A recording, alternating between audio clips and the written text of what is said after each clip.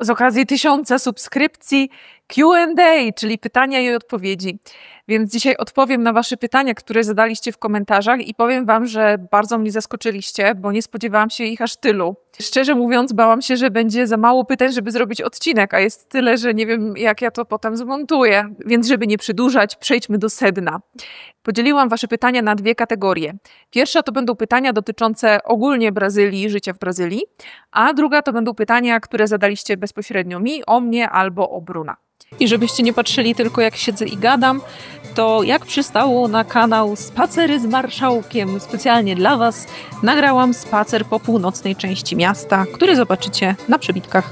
Czy w Brazylii jest taka duża wilgotność powietrza, powiedzmy jakieś 90%, że jak wychodzi się z domu, to czuć taki piekarnik, skóra robi się wilgotna, poci się. No więc, moi drodzy, nie wszyscy sobie chyba zdają sprawę z tego, jak Brazylia jest ogromna. Brazylia jest 26-27 razy większa od Polski i jest większa też od Unii Europejskiej. Więc odpowiedź na to pytanie będzie taka, jakbyście zadali pytanie, jaka jest wilgotność powietrza w Europie. No więc to zależy. To zależy od regionu, więc jeżeli wybieracie się do Brazylii, no to polecam sprawdzać pogodę konkretnie w regionie, do którego jedziecie. Jeżeli chodzi o stolicę, no to tutaj wilgotność powietrza jest raczej niska, ale już na przykład w takim Rio, no jest dokładnie tak, jak zdaje się Małgosia napisała, czyli wilgotność powietrza potrafi być bardzo wysoka. Odcinek o pogodzie i klimacie będzie podlinkowany w opisie. Czy opowiesz coś o porównaniu bezpieczeństwa Brazylii a innymi miastami, na przykład Recife czy Rio? Jeżeli chodzi o stolicę, to tutaj jest bardzo bezpiecznie i właściwie czuję się tutaj jak w zwykłym europejskim mieście, ale pamiętajcie też, że te wszystkie informacje, które widzicie w internecie dotyczące Brazylii, są zazwyczaj mocno przerysowane. To nie jest tak, że wyjdziecie z samolotu i zaraz was okradną albo coś wam się stanie. No absolutnie nie. Tutaj ludzie normalnie żyją, normalnie chodzą po ulicach, normalnie korzystają z telefonów na ulicy. Trzeba się pilnować, jak się jest turystą, ale szansa, że cokolwiek wam się stanie, zwłaszcza w tych turystycznych miejscach, no jest niewielka.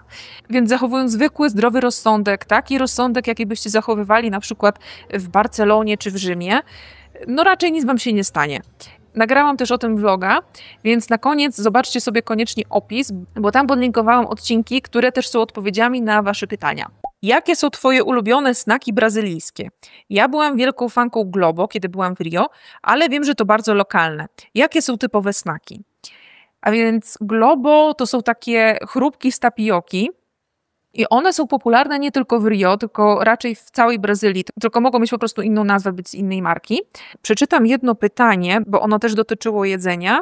Czego z kuchni brazylijskiej, co jest jednocześnie wegańskie, warto spróbować? Z rzeczy dostępnych tylko na miejscu i takich, które można dostać w Polsce. Bo przekąska, o której powiem, jest właśnie wegańska, czyli pasoka. Pasoka to są zmielone orzeszki ziemne i one są dosładzane albo słodzikiem, albo cukrem i to jest przypyszne. To jest ulubiona przekąska Bruna, więc bardzo wam to polecam i myślę, że pasokę dostaniecie w Polsce online, chociaż nie dam sobie za to ręki uciąć.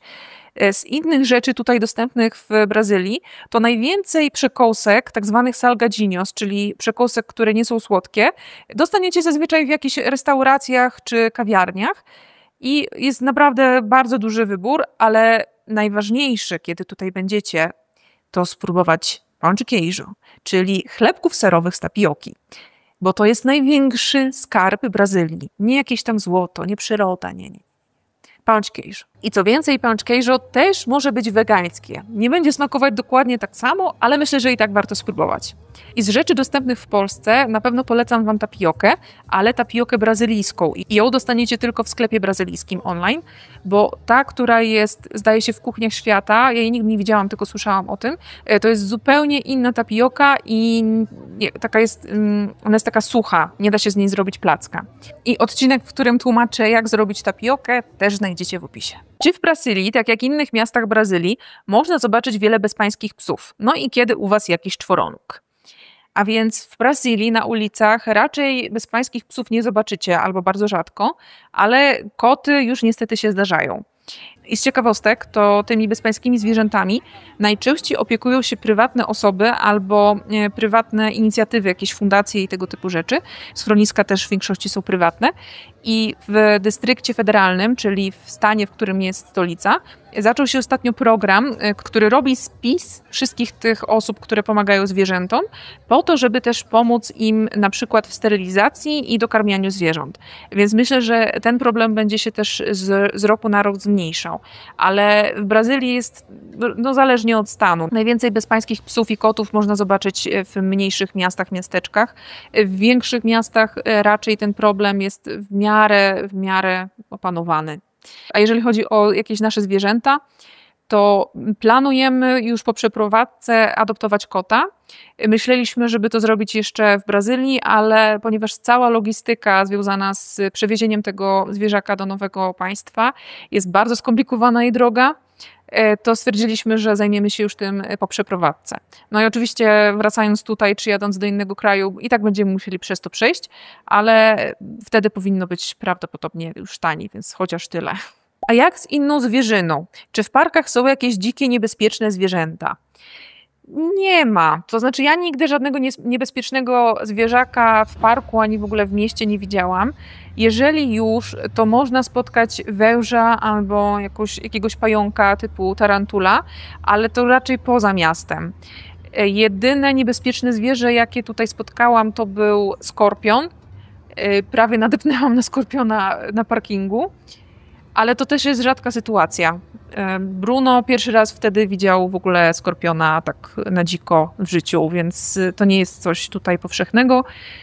Trzeba uważać na komary, które przynoszą dęgę no i tyle. Więc jak jedziecie do Amazonii, no to rzeczywiście tam mogą być jakieś niebezpieczne zwierzęta typu właśnie węże, ale w miastach raczej nic nie spotkacie takiego.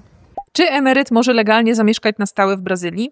Podobno na Kostaryce tak jest, tylko jest to uzależnione od pobieranej emerytury. I kolejne pytanie, czy mogę legalnie pracować jako Polak? Jaką wizę potrzebuję?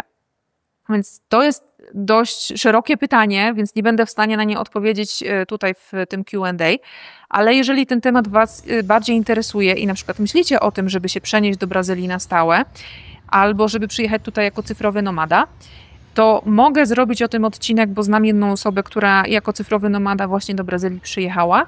A jeżeli chodzi o przeniesienie się na emeryturę, to z tego co wiem, to jest właśnie tak, trzeba mieć jakąś tam minimalną emeryturę, żeby tutaj dostać wizę, ale nie jestem pewna jakiej wysokości. Wydaje mi się, że to jest $2000 amerykańskich, więc raczej dość wysoka. Jest dużo różnych opcji, żeby do Brazylii przenieść się legalnie na stałe. Ja eksplorowałam tylko tą, która dotyczyła mnie, czyli przeniesienie się tutaj będąc w związku z Brazylijczykiem, ale jakieś tam inne opcje też są. Więc jeżeli to Was interesuje, no to koniecznie dajcie znać w komentarzu, no to spróbuję to rozwinąć w jakimś osobnym odcinku. I dodam tylko, że jeżeli nigdy w Brazylii nie byliście, to sama wiza niekoniecznie będzie tutaj największym problemem. Jest jeszcze sporo innych rzeczy, które trzeba wziąć pod uwagę, zanim się tutaj przeprowadzicie. Ja osobiście ten kraj uwielbiam i polecam, ale nie każdemu on będzie odpowiadał. Znam osoby, które tutaj przyjechały i wróciły do Polski, ale znam też takie, które przyjechały, zakochały się i zostały na stałe. Czy znasz kogoś, kto praktykował ayahuasca? Czy możesz coś na ten temat powiedzieć? Więc tak, znam kilka osób i mogę powiedzieć tyle, że to jest część brazylijskiej kultury, ale to nie jest tak, że każdy Brazylijczyk próbował ayahuaski albo że to jest jakoś bardzo powszechne. Ayahuasca jest w Brazylii legalna jako część rytuałów religijnych, więc można jej tutaj legalnie spróbować i z osób, które znam, wszyscy mieli pozytywne doświadczenia. Wszyscy mówili, że w jakiś sposób wpłynęło to pozytywnie na ich życie, ale trzeba pamiętać o tym, że to jest substancja psychoaktywna, więc oczywiście ma też swoje złe strony. Jeżeli jesteście ciekawi tego tematu, to również o tym mogę nagrać odcinek. Znam osobę, która regularnie uczestniczy w ceremoniach ayahuaski, więc on mógłby Wam coś o tym więcej opowiedzieć. I znam też terapeutkę, która być może zgodziłaby się udzielić wywiadu, która jest po różnych kursach związanych właśnie nie tylko z ayahuaską, tylko z substancjami psychoaktywnymi w terapiach, więc mogłaby też nakreślić trochę więcej kontekstu takiego naukowego. Tak więc jeżeli ten temat Was interesuje, to też koniecznie dajcie znać w komentarzu, to nagram odcinek. Powiedz, jak wygląda sytuacja osób niepełnosprawnych i związana z tym opieka społeczna dla osób mieszkających na stałe w Brazylii. A więc to jest temat, o którym wiem niewiele, ale mogę wam powiedzieć, co widzę tutaj na ulicach. Niedaleko mnie jest taki ośrodek, który pomaga osobom niedowidzącym i widzę też sporo osób z niepełnosprawnością, na przykład poruszających się na wózku, którym zwykle pomaga jakiś opiekun. Ale musicie pamiętać, że Brazylia jest krajem rozwijającym się, co oznacza, że tutejsza służba zdrowia, mimo tego, że jest powszechna, dostępna dla każdego, nieważne czy ktoś pracuje czy nie, to jednak wiadomo, że będzie się borykała z większymi problemami niż NFZ w Polsce. Dlatego podejrzewam, że to wsparcie osób niepełnosprawnych może być mniejsze niż to w Polsce. Ale z drugiej strony tutaj siła robocza jest tańsza niż w Polsce. I na przykład zatrudnienie pani sprzątającej na 8 godzin kosztuje od 180 do 220 reali. Więc nie jest to wygórowana stawka i podejrzewam, że wiele osób, które na to stać i płaci z własnej kieszeni za taką pomoc, albo być może mają jakąś pomoc z prywatnej opieki, którą sobie opłacają po prostu miesięcznie w abonamencie. I było też pytanie o służbę zdrowia. Pytanie było po prostu, jak wygląda służba zdrowia, więc odsyłam was tutaj do odcinka, który właśnie w tym temacie nagrałam, bo tam właśnie znajdziecie najwięcej informacji o tym. Czy można się zaprzyjaźnić z Brazylijką, czy różnice kulturowe są zbyt duże?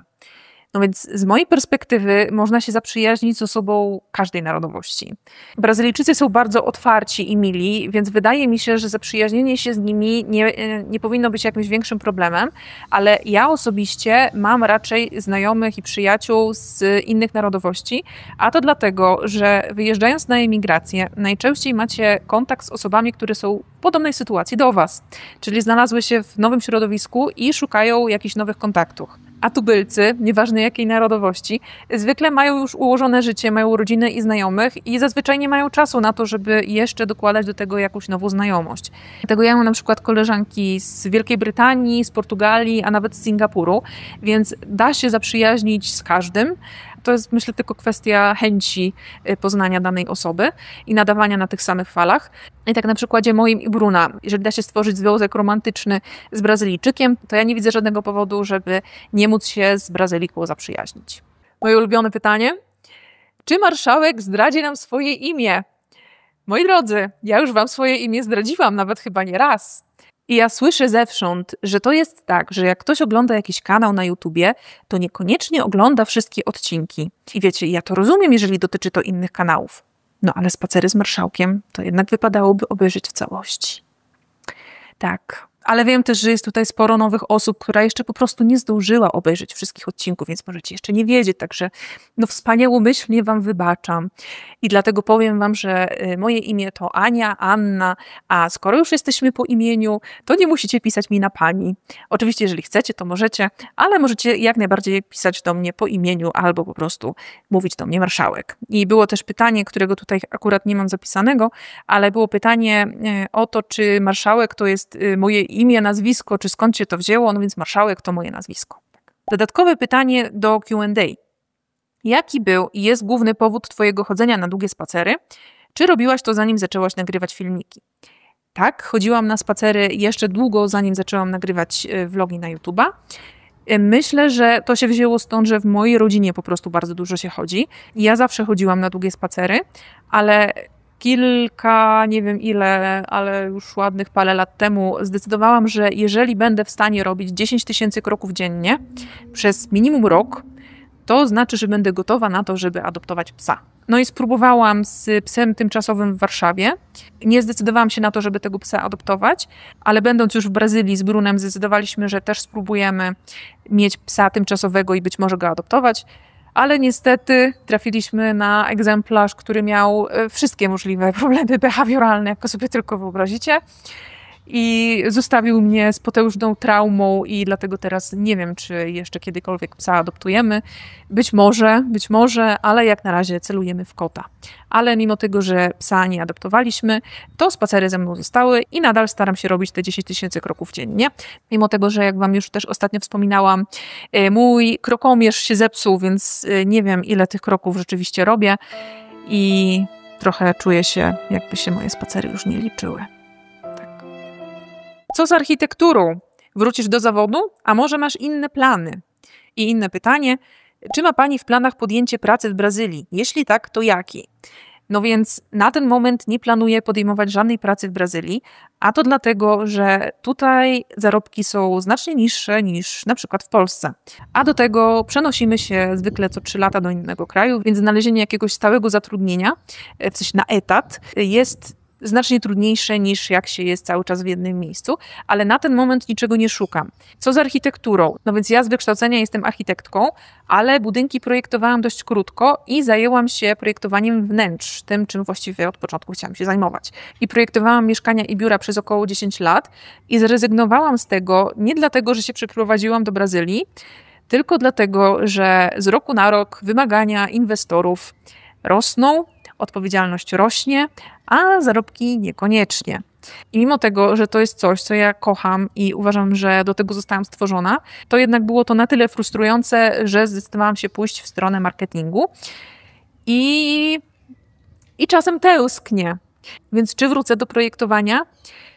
Pewnie nie w takiej formie, jak to robiłam w Polsce, czyli nie projektowanie dla prywatnych inwestorów czy dla firm, tylko coś innego związanego z architekturą. I zastanawiam się poważnie nad otwarciem biznesu w Brazylii, takiego stacjonarnego, związanego albo z architekturą, albo ze sztuką. Te plany jeszcze nie są skonkretyzowane, ale jeżeli coś się będzie wydarzało w tym temacie, no to na pewno Was poinformuję. I swoją drogą myślę też nad kanałem wnętrzarskim na YouTubie. Ale to też jest raczej bajka przyszłości. Więc to tyle, jeżeli chodzi o plany zawodowe. Było dużo pytań dotyczących języka. Jak długo uczyłaś się języka? Co Cię zaskoczyło w języku? Może coś śmiesznego? Jak uczysz się języka portugalskiego? Jak oceniasz jego trudność? Czy komunikujesz się w większości w języku portugalskim ze swoim Brunem, czy mieszacie? Jak udało Ci się nauczyć tych odmian czasownikowych w portugalskim? Więc teraz odpowiem na to wszystko tak zbiorczo. Zaczęłam się uczyć portugalskiego jeszcze przed wyjazdem do Brazylii, ale najbardziej intensywnie uczyłam się już tutaj po przyjeździe i najwięcej nauczyłam się z fiszek, które robiłam sama.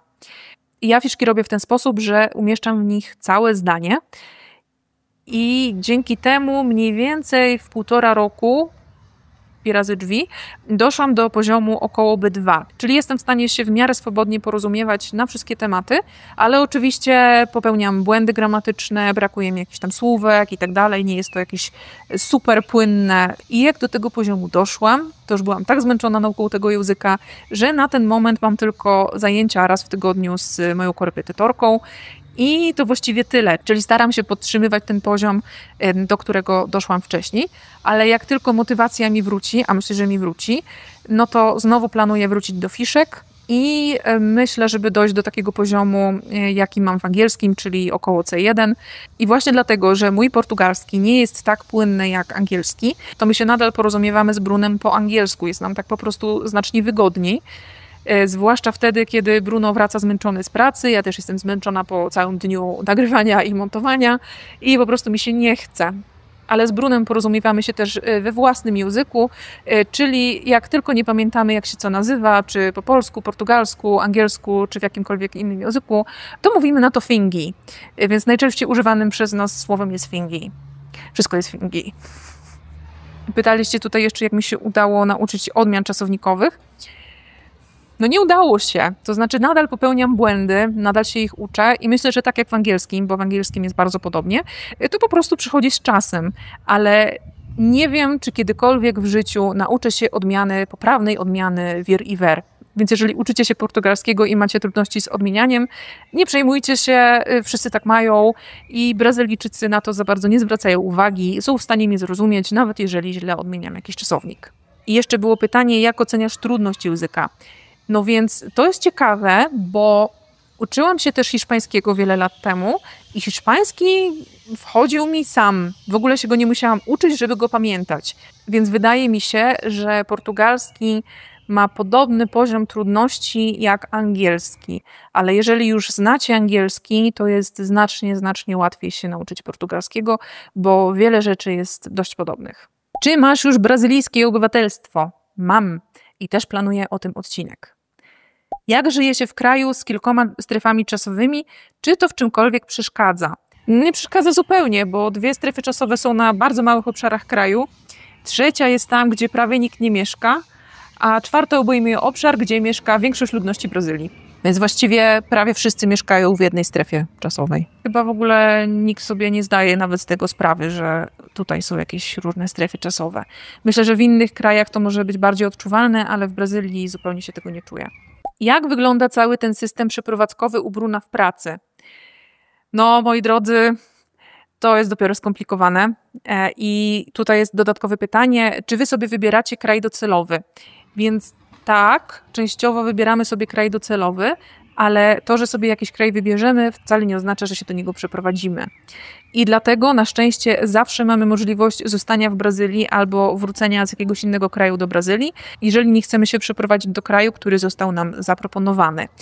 Więc mamy częściowo wpływ. I to jest też temat, o którym ja planuję odcinek, bo myślę, że to jest takie dość interesujące. Na jak długo się przeprowadzacie?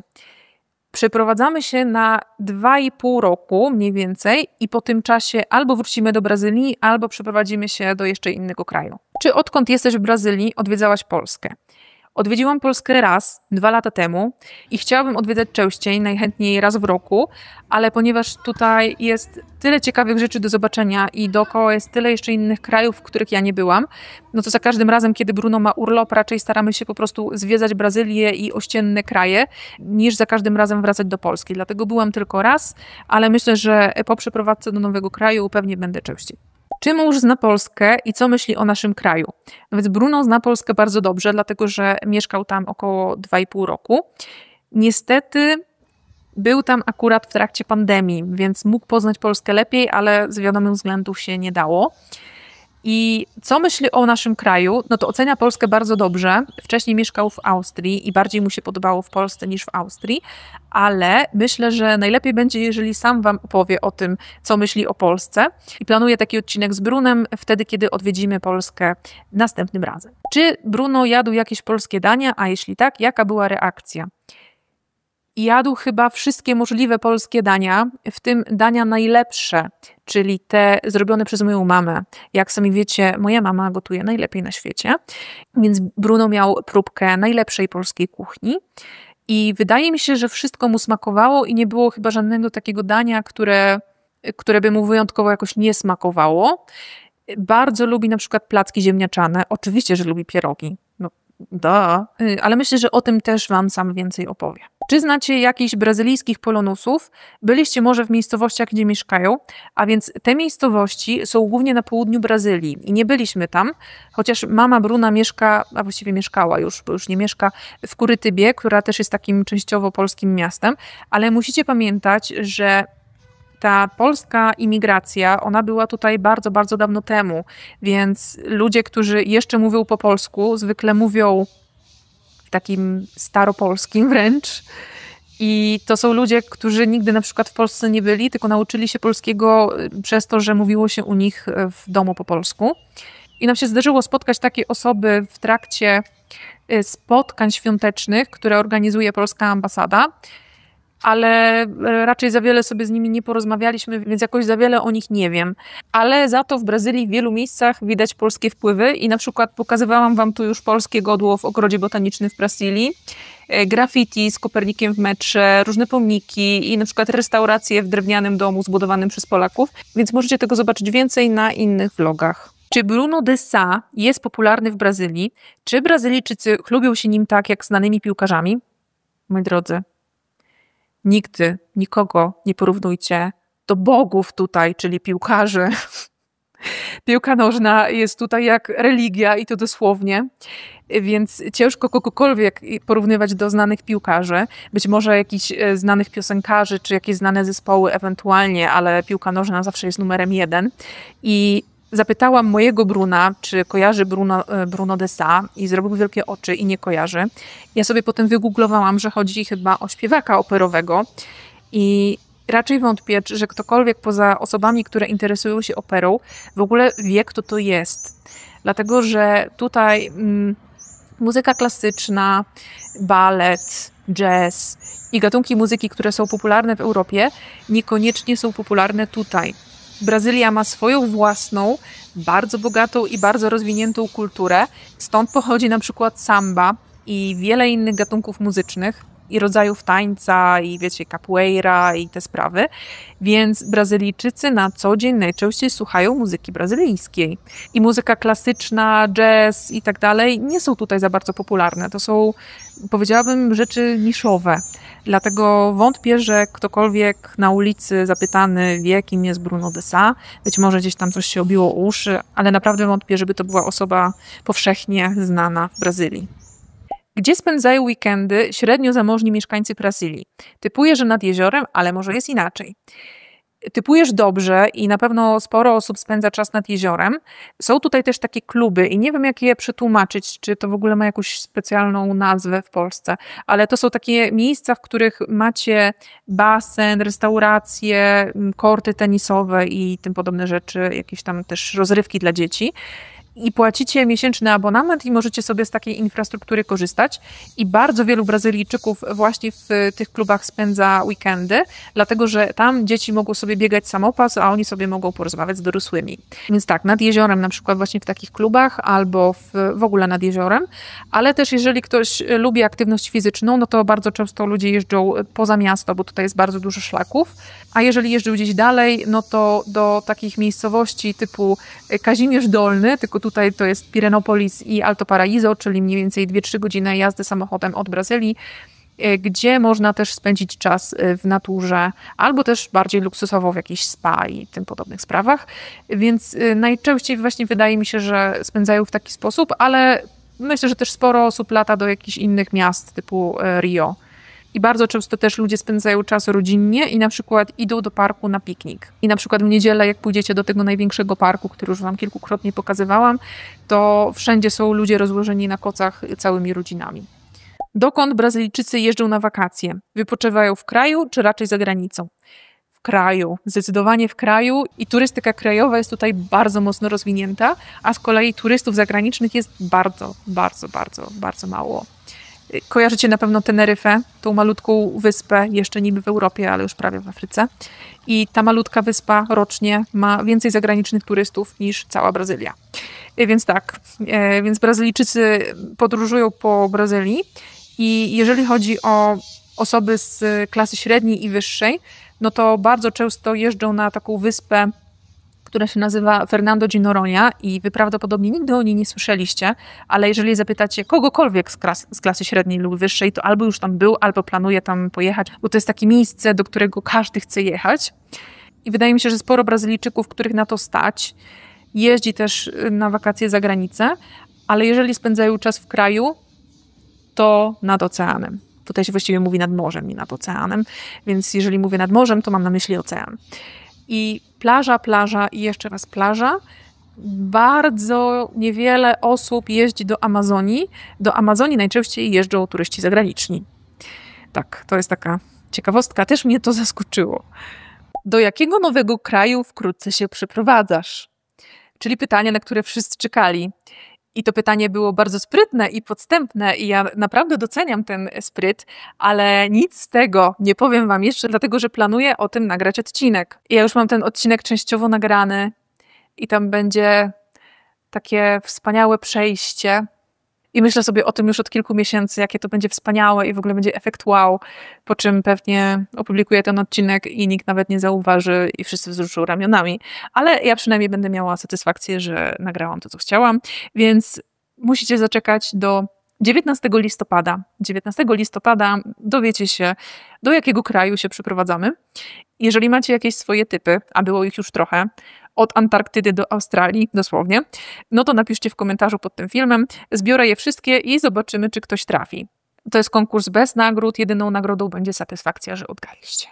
Gdybyś mogła wybrać dowolne miejsce w Brazylii do zamieszkania, gdzie by to było? Nie wiem. Wydaje mi się, że mieszkałabym tu, gdzie mieszkam teraz, dlatego że Brazylia jest takim miastem, które mi bardzo odpowiada i gdybym tylko mogła raz w roku pojechać do Europy, nawet już niekoniecznie do Polski, ale do Europy i zrobić sobie zapasy ubrań z bawełny, kupić elektronikę, najeść się dobrego jedzenia, to Brazylia byłaby pewnie takim miejscem, w którym chciałabym mieszkać. A z innych miejsc rozważałabym Rio, dlatego że Rio ma wszystko, czego do życia potrzeba i jest to najpiękniejsze miasto na świecie. Naprawdę wątpię, czy jeszcze jakiekolwiek inne miasto będzie w stanie wywrzeć na mnie tak ogromne wrażenie, jakie wywarło Rio. Ale w przypadku Rio zniechęca mnie trochę to, że trzeba być jednak na ulicach uważnym, żeby ktoś mi tego telefonu nie wyrwał, a ja jednak chodzę i nagrywam i cały czas mam wzrok w telefonie, więc myślę, że dla mnie to by nie było po prostu najlepsze rozwiązanie, ale gdyby nie to, gdyby tam ta przestępczość była trochę niższa, to myślę, że by to było Rio. Więc kto wie, może w przyszłości Brazylia się upora z tym problemem. Jeżeli tak, no to Rio. Czy widzisz swoją przyszłość w Brazylii? Jak najbardziej tak. I my z Brunem po tym 2,5 roku, albo po 6, albo po 10 do Brazylii wrócimy, dlatego że Bruno pracuje w ministerstwie brazylijskim i on co jakiś czas, co to kilka lat do Brazylii musi wrócić. No i oczywiście planujemy prawdopodobnie tutaj emeryturę. Na ten moment do emerytury jeszcze nam trochę zostało, więc to są na razie takie plany patykiem po wodzie pisane, ale zastanawiamy się nad Brazylią, zastanawiamy się nad Rio, zastanawiamy się też nad Lizboną na przykład, ale ponieważ nie da się przewidzieć przyszłości i tego, jaka będzie sytuacja polityczna i ekonomiczna i zmiany klimatu i tak dalej, no to za te 20 lat być może to będzie zupełnie inne miejsce, ale gdyby świat wyglądał tak, jak wygląda teraz, w tym momencie, przez kolejne 20 lat, no to myślę, że na naszą emeryturę wybierzemy Brazylię albo wybierzemy Lizbonę. Więc jak najbardziej widzę siebie w Brazylii w przyszłości. A jak będzie, no to tego nikt nie wie. Pożyjemy, zobaczymy. Kto wie, może za 5 lat będę mieszkać w Australii i w ogóle uznamy z Brunem, że Australia to jest to. Nie wiadomo. I na koniec pytania, przy których bardzo się uśmiechnęłam i zanim je przeczytam, to zrobię tylko takie i to się chyba tak robi, tak? To było naprawdę bardzo słodkie. Czy z nowego kraju będą vlogi? Będą vlogi z nowego kraju i jeżeli martwicie się, że już nie będzie Brazylii, to nie lękajcie się. Brazylia na tym kanale będzie jeszcze bardzo długo, a właściwie ona chyba nigdy nie zniknie. Dlatego, że po pierwsze mam nagrane masy odcinków w przód, więc te odcinki z Brazylii jeszcze się będą bardzo długo ukazywać. Po drugie mam jeszcze bardzo dużo do powiedzenia o Brazylii. Nie muszę koniecznie być w Brazylii, żeby nagrywać o Brazylii. A poza tym Bruno też jest Brazylijczykiem, więc pojawił się nowe, ciekawe tematy. Dowiecie się, czym dokładnie się Bruno zajmuje na przykład i jaki to ma wpływ na moje życie i jak to w ogóle wygląda. Więc będzie bardzo dużo nowych tematów, bardzo dużo związanych z Brazylią. Będą też porównania nowego kraju do Brazylii i do Polski. A sam nowy kraj na pewno też będzie ciekawy. I jeżeli nawet odwiedziliście ten kraj turystycznie, to myślę, że nadal vlogi będą dla was ciekawe, dlatego że pojawią się takie rzeczy jak na przykład różnice kulturowe. Będzie na pewno sporo o jedzeniu, o jakichś nowych miejscach do odwiedzenia itd., itd. Moim skromnym zdaniem każdy kraj jest ciekawy. Każdy jeden, nawet te, które są podobne do Polski. Nie przeprowadzamy się na Słowację, ale gdybyśmy się przeprowadzali na Słowację, która wydaje mi się, że jest najbardziej podobnym krajem do Polski, to nadal byłoby tam sporo rzeczy, które są zupełnie inne niż w Polsce. Więc jeżeli dotychczasowe vlogi z Brazylii wam się podobały, to kolejne z nowego kraju i z jeszcze kolejnego i z wszystkich innych, w których będę mieszkać, też wam się będą podobać, bo będą po prostu podobne, tylko będą z innych krajów. Na jak długo wyprowadzacie się z Brazylii i czy wrócicie żyć do Brazylii jeszcze przed emeryturą i czy będą wtedy vlogi? Więc tak jak już mówiłam, ale powiem jeszcze raz, tak, wrócimy przed emeryturą do Brazylii, będziemy tutaj wracać, myślę, dość często, czasem, żeby po prostu odwiedzić Brazylię i załatwić tutaj jakieś różne sprawy, a od czasu do czasu będziemy tutaj znowu żyć przez minimum rok albo dłużej, więc jak najbardziej do Brazylii jeszcze wrócimy i wtedy też będą vlogi. Nie wiem, czy vlogi będą do emerytury, to się okaże, kto wie, ale ta przygoda z YouTube'em jak na razie mi się podoba, więc vlogi jeszcze na pewno będą długo. Tak. I może powinnam teraz powiedzieć jakieś coś na zakończenie, jakąś, nie wiem, złotą myśl. W chwili, w której to nagrywam, jest już was tutaj 1280. 1280 najlepszych osób na świecie. No, crème de la crème. Najlepsza część polskiego społeczeństwa oraz innych społeczeństw, bo są tutaj też obcokrajowcy. Więc bardzo, bardzo dziękuję Wam za to, że tutaj jesteście i jeszcze ode mnie dla Was takie serce i takie... I nie wiem, czy są jeszcze jakieś inne. I na koniec jeszcze przypominam, że w opisie tego filmu znajdziecie jeszcze linki do innych filmów dotyczących Waszych pytań, więc jeżeli szukacie rozwinięcia jakiegoś tematu, to koniecznie zajrzyjcie do opisu. I na dzisiaj to tyle i kolejne Q&A na 10 000 może? Więc jak chcecie kolejne Q&A, no to wiecie co robić.